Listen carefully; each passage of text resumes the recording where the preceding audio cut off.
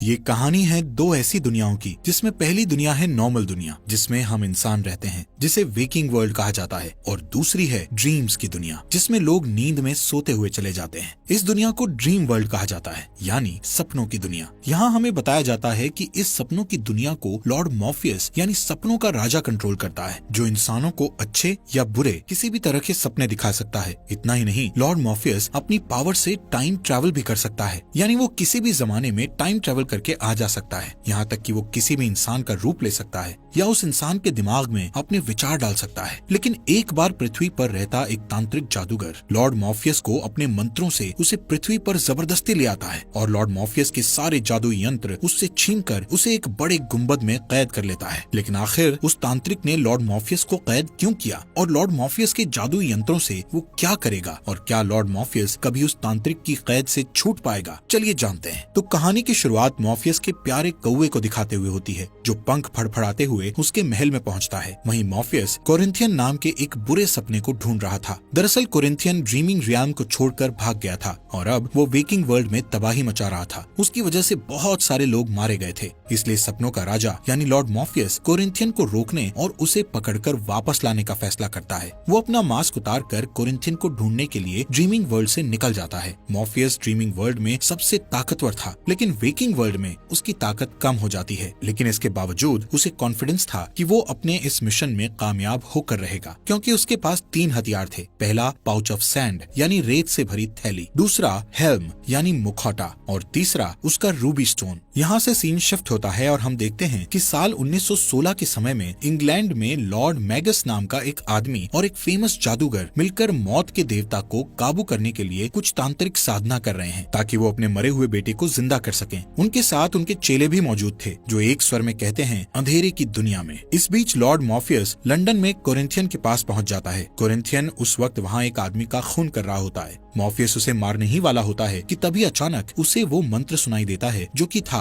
अंधेरे की दुनिया में। इतना सुनते ही वो तुरंत गायब हो जाता है। यहाँ इस राज का खुलासा होता है कि मौत के देवता को पकड़ने की जगह मैगस ने गलती से सपनों के राजा को पकड़ लिया था। अब क्योंकि मॉर्फियस एक अलौकिक शक्तियों वाला अनंत जीवी था, इसलिए मैगस उसे अपने तहखाने में कैद करके उसके सैंड पाउच, हेल्म और रूबी को निकाल कर अपने पास रख लेता है, जिससे मॉर्फियस कमजोर हो जाता है। उसके कैद होने की वजह से वेकिंग वर्ल्ड में अफरा तफरी मच जाती है और स्लीपी सिकनेस नाम की एक बीमारी फैल जाती है, जिसमें होता यह है कि अगली सुबह लाखों लोग नींद में मर जाते हैं, जिनमें औरतें, मर्द और बच्चे भी शामिल थे। दरअसल ये सारे लोग नींद में सपने देख रहे थे, लेकिन उसी वक्त मॉर्फियस के कैद हो जाने के कारण वो सपनों की दुनिया में ही फंसे रह गए और वेकिंग वर्ल्ड में वापस नहीं लौट पाए। ऐसे ही एक दिन कोरिंथियन मैगस को ट्रैक करके ढूंढ लेता है और उसे बताता है कि वो किस तरह मॉर्फियस को अनंत समय तक कैद करके रख सकता है। असल में कोरिंथियन नहीं चाहता था कि मॉर्फियस इस कैद से आजाद हो, क्योंकि अगर मॉर्फियस आजाद हो गया तो वो उसे अपने साथ वापस ड्रीम वर्ल्ड में ले जाएगा। लेकिन कोरिंथियन ड्रीम वर्ल्ड में वापस नहीं जाना चाहता था, इसलिए वो मैगस को एडवाइस देता है कि तुम उसे कांच के गोले में रखकर उसके चारों तरफ मंत्रों से एक गोल घेरा बना दो। कोरिंथियन जानता था कि मॉर्फियस किसी के भी सपनों में आकर उससे अपना काम करवा सकता है, इसलिए वो मैगस को कहता है कि तुम अपने सभी गार्ड्स को सख्ती से ऑर्डर दे दो कि कोई भी मॉर्फियस की मौजूदगी में ना सोए। इसके लिए भले ही उन्हें नींद को भगाने वाली कोई दवाई लेनी पड़े तो ले लें। वो मैगस को मॉर्फियस के कौवे से पीछा छुड़ाने के लिए भी कहता है,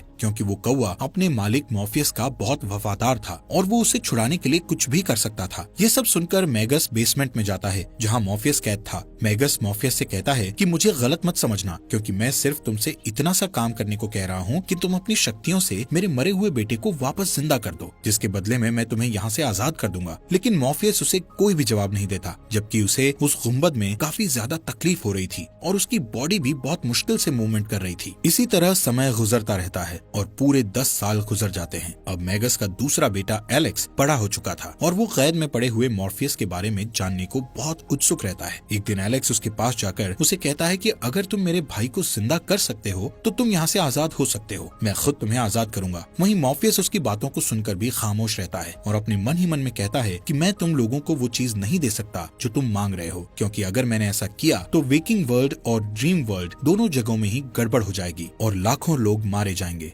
यहाँ हमें पता चलता है कि मॉर्फियस की चुराई गई जादुई चीजों की बदौलत मैगस और उसके साथियों को धन दौलत के साथ साथ ताकत और जवानी भी मिल गई थी। यहाँ से सीन शिफ्ट होकर साल 1926 में चला जाता है, जहाँ पर एलेक्स एक बार फिर से मॉर्फियस से बात करता है। वो मॉर्फियस से दोबारा वही कहता है कि अगर तुम मेरे मरे हुए भाई को हमें वापस जिंदा लौटा दो तो मेरे पिता तुम्हें इस कैद से आजाद कर देंगे। लेकिन उसी वक्त मैगस वहाँ आ जाता है और एलेक्स को उससे बात करते देख लेता है, जिसके बाद वो उसे सजा देने के लिए कमरे में ले जाकर बहुत मारता है। मैगस एलेक्स को कहता है कि अगर तुम सच में मेरे बेटे हो तो फिर तुम्हें मॉर्फियस के कौवे को मारकर ये साबित करना होगा। एक दिन जब मॉर्फियस का कौवा मॉर्फियस को छुड़ाने के लिए कांच के गुंबद को फोड़ने की कोशिश कर रहा होता है तो मजबूर होकर एलेक्स उस कौवे को गोली मार देता है। पिंजरे में कैद मॉर्फियस ये सब देखकर दुख से भर जाता है। इस घटना को कई साल बीत जाते हैं। एक दिन मैगस की एक दासी ईथल उससे कहती है कि वो प्रेग्नेंट है। तब मैगस उससे कहता है कि उसे और बच्चा नहीं चाहिए, इसलिए वो उस बच्चे को गिरा देने के लिए कहता है। इस बात से गुस्सा होकर ईथल उसका महल छोड़कर भाग जाती है, लेकिन जाने से पहले वो मॉर्फियस की चीजें,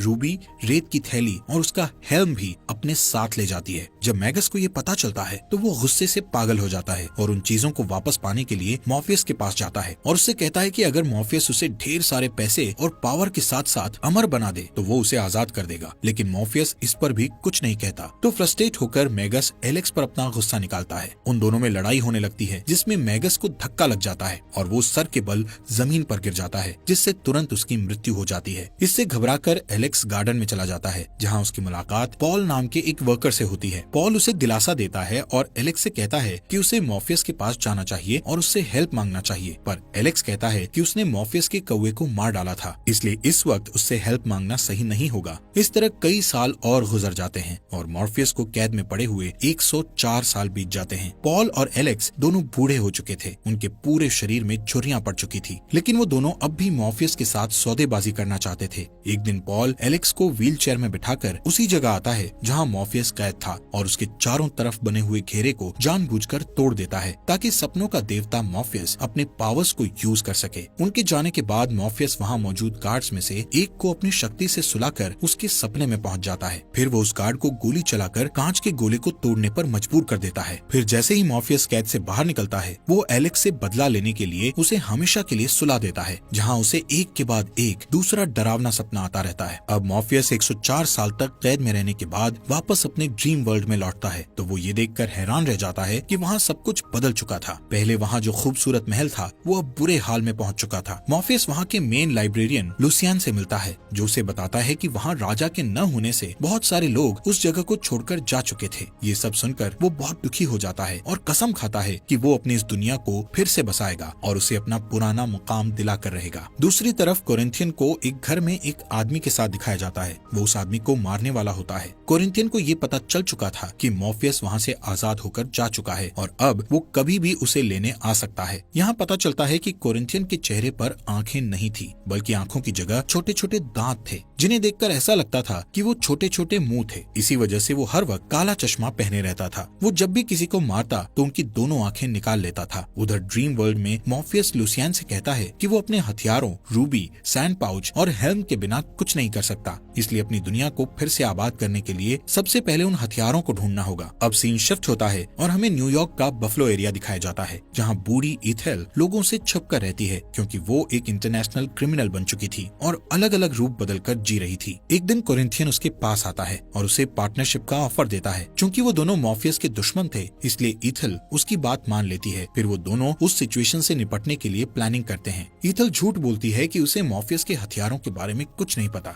लेकिन तभी कोरिंथियन उसके बेटे को वहाँ से ले आता है, जिससे ये साबित हो जाता है कि ईथेल उसे जितना होशियार समझ रही थी, कोरिंथियन उससे कहीं ज्यादा होशियार था। इस बीच मॉर्फियस अपने महल में सबको बताता है कि उसे अपने हथियारों को पाने के लिए उन तीनों देवियों को बुलाना पड़ेगा, जिन्हें फेट कहा जाता था। लेकिन उन्हें बुलाने के लिए उसे किसी पावरफुल चीज की जरूरत थी, जिससे वो पावर को अपने अंदर उतार सके। इसके लिए वो अपने 2 ड्रीम ब्रदर्स के पास जाता है और उनसे वो गिफ्ट वापस मांगता है जो उसने उन्हें बरसों पहले दिया था। वो गिफ्ट एक प्यारा सा डायनासोर था, जिसका नाम ग्रेगरी था। दोनों भाई ग्रेगरी से बहुत प्यार करते थे और उसे देना नहीं चाहते थे, लेकिन ग्रेगरी खुद अपने मालिक की खातिर अपनी कुर्बानी देने के लिए तैयार हो जाता है। इसके बाद मॉर्फियस अपने घुटनों पर बैठ जाता है और ग्रेगरी की आत्मा को अपने अंदर उतार लेता है। अब उसके पास इतनी शक्ति आ चुकी थी कि वो फेट का सामना कर सकता था। इसके लिए वो एक नई जगह पर पहुंचता है, जिसे ड्रीम ऑफ अदर्स कहा जाता था। इस दुनिया को उसने नहीं बनाया था, उसका बनाने वाला कोई और था। वहाँ पहुँचने पर उसे एक अजीबो गरीब सांप मिलता है, जिसकी मदद से वो उन तीनों देवियों को अपने पास बुलाता है। वो देवियां मॉर्फियस के हाथों से उस सांप को ले लेती है और उसके बदले में उसे उसकी हर चीज के लिए क्लू देती है। वहाँ मॉर्फियस को पता चलता है कि उसके रेत की थैली को लंदन में बेच दिया गया था। उसे आखिरी बार जोना कॉन्स्टेंटाइन नाम की एक जादूगर ने खरीदा था। उसके हेल्म को नर्क में एक राक्षस को दे दिया गया था, जिसके बदले में देने वाले को एक जादुई ताबीज मिला था, जो कि उसकी रक्षा के लिए काफी था। और उसकी रूबी एक माँ ने अपने बेटे को गिफ्ट कर दिया था। इस तरह उसकी तीनों चीजें अलग अलग जगह पहुँच गई थी। उधर बफलो में ईथल अभी भी यही कहती है कि उसे मॉर्फियस की चीजों के बारे में कुछ खबर नहीं है, पर सच्चाई ये थी कि रेत की थैली और हेल्म का सौदा उसी ने किया था, ताकि यूएस में वो एक नई जिंदगी शुरू कर सके। और जब उसका बेटा बूढ़ा हो गया तो उसने अपनी माँ से रूबी को ले लिया, ताकि वो कभी न मरे। कोरिंथियन उसके झूठ को सुनकर उसकी आंखें काटकर निकालने की तैयारी करता है, पर तभी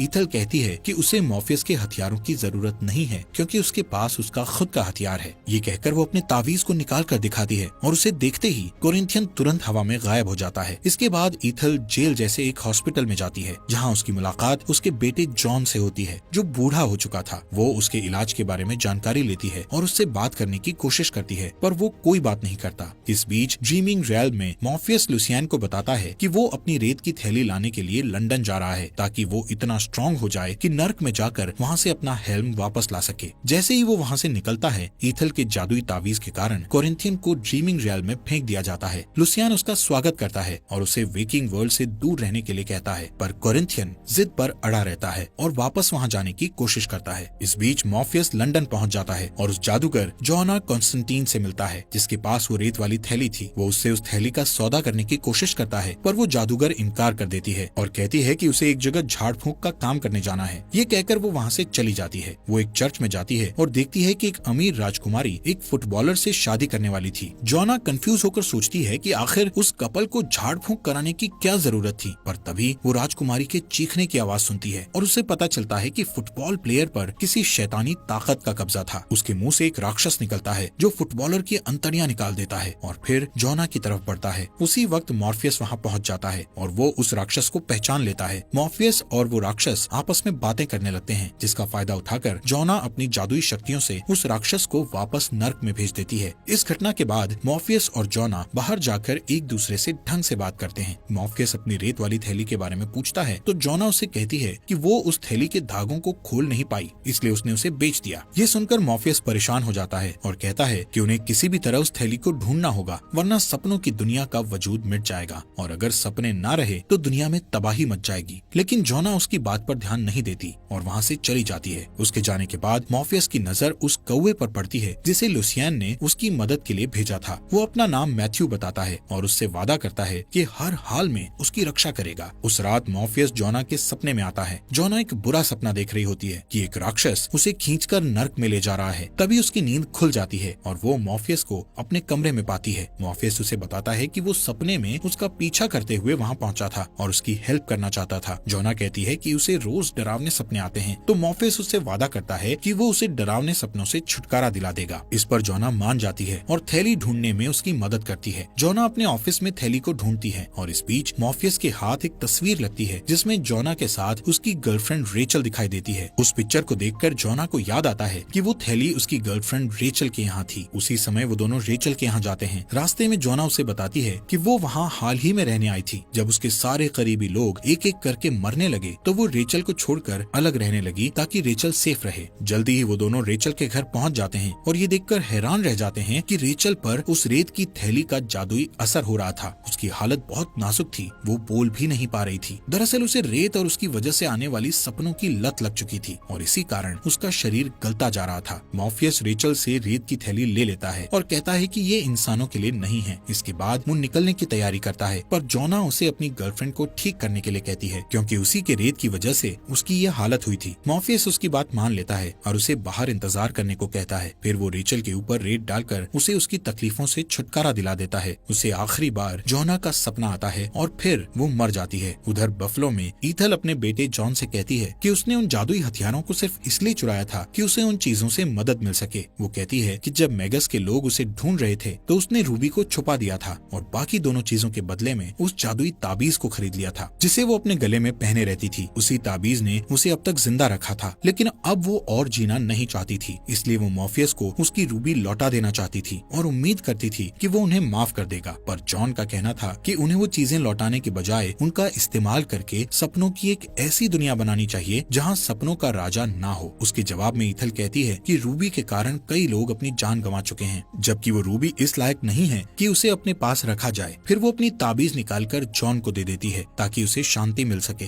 ईथल कहती है कि इस ताबीज ने उसे 116 साल तक जिंदा रखा था और अब वो ताबीज जॉन को हमेशा के लिए जिंदा रखेगा। ताबीज के जाते ही ईथल का शरीर तेजी से बूढ़ा होने लगता है और वो जॉन की बाहों में दम तोड़ देती है। जॉन घबराकर चीखने लगता है। उसकी आवाज सुनकर एक गार्ड वहाँ आता है और ईथल की लाश को देखकर समझता है कि जॉन ने उसे मारा है और वो तुरंत उस पर गोली दाग देता है, पर वो गोली जॉन के शरीर से टकराकर वापस उस गार्ड को लगती है और वो तुरंत मर जाता है। इसके बाद जॉन उस बिल्डिंग से बाहर निकलता है जहाँ वो इतने सालों तक कैद था। वो बफलो की सड़कों पर खड़ा ठंड से कांप रहा होता है कि इतने में कोरिंथियन पीछे से आकर उसे अपना कोट पहनने को देता है। जॉन को लगता है कि वो एक अजनबी है, इसलिए वो कोट लेने से मना कर देता है, पर कोरिंथियन जिद करने लगता है। आखिरी सीन में हम देखते हैं कि मॉर्फियस जोना को बताता है कि उसकी गर्लफ्रेंड रेचल शांति से गुजर चुकी है और वो जोना को इस बात की गारंटी देता है कि अब से उसे कभी डरावने सपने नहीं आएंगे। ये सुनकर जोना वहाँ से चली जाती है। उसके जाने के बाद मॉर्फियस अपने कौवे मैथ्यू के साथ डिस्कस करता है कि उन्हें अब हेल में जाने की तैयारी करनी चाहिए। उम्मीद है आपको ये सीरीज अच्छी लगी होगी। आपका दिल से शुक्रिया हमारे फॉक्स एक्सप्लेनर हिंदी चैनल को सब्सक्राइब करने के लिए।